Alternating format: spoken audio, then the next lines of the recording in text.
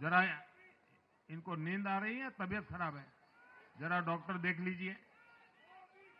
इस कार्यकर्ता को पानी पिला दीजिए, शायद तबीयत ठीक नहीं है, इनको जरा संभालिए।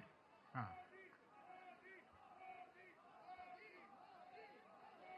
नहीं वो थोड़े अनईजी लग रहे हैं। हाँ, पानी पिलाइए, थोड़े अनईजी लग रहे हैं।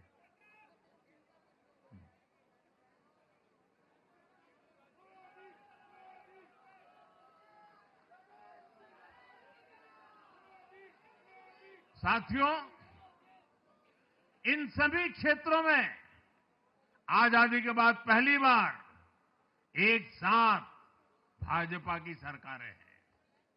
इस एक संयोग से दिल्ली और पूरे एनसीआर में तरक्की के अनगिनत रास्ते खुलने जा रहे हैं।